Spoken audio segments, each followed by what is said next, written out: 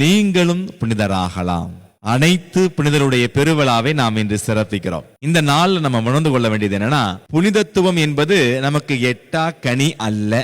அதை மட்டும் நீங்க புரிஞ்சுக்கங்க.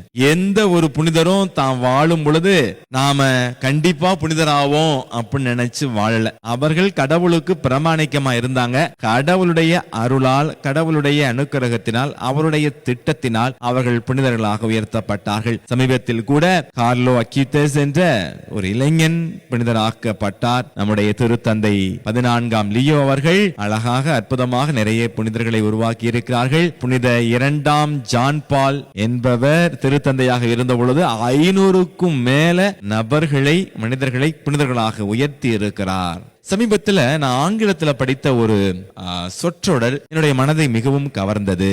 அது யார் சொன்னதுன்னா, புனித ஜோஸ் மரியா எஸ்கிரிவா அப்படிங்கிறவரு என்ன சொல்றாருன்னா, a saint is a sinner that keeps trying.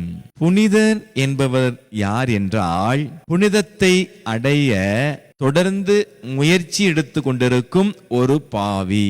ரொம்ப அற்புதமா இருக்குல்ல. புனித லயோலா இன்னாசியார் அழகாக சொல்லி இருக்கிறார், அவங்களும் இவங்களும் புனிதராகும் பொழுது நான் ஏன் ஆக முடியாது அப்படின்னு சொன்னாராம். நம்முடைய புனிதர் டொன் போஸ்கோ என்ன சொல்லியிருக்காருன்னா, நீங்கள் புனிதராக முயற்சிக்கவில்லை என்றால் ஒன்றும் செய்யவில்லை.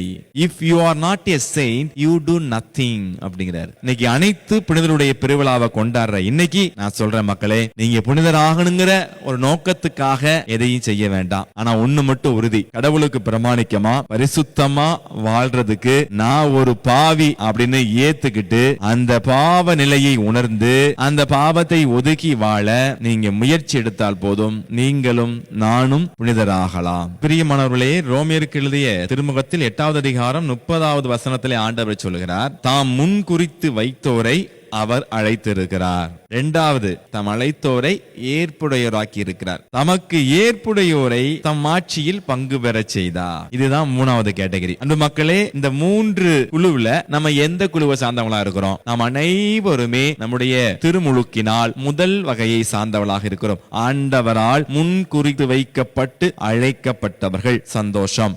2வது, கடவுளுக்கு பிரமாணிக்கமா இருந்தோம்னா அவர் நம்மை ஏற்புடையராக்குவார். அப்படி நம்ம பிரமாணிக்கமா வாழ்ந்துட்டோம்னா ஆண்டவர் கொடுக்கிற ஒரு அந்த புனித நிலைதான் அவர் மாட்சியில் பங்கு பெற செய்கிறார். எனவே இந்த 3 வகையில 3 இதுல நம்ம எதுல இருக்கிறோம்னு பார்த்துட்டு இந்த 2வது குழுவுல நம்ம ஆண்டவருக்கு ஏற்புடையராக நாம இருந்துட்டோம்னா அவரோடு மாட்சியில் பங்கு பெற முடியும். மற்ற புனிதர்களைப் போல நாமும் புனிதர்களாக முடியும்.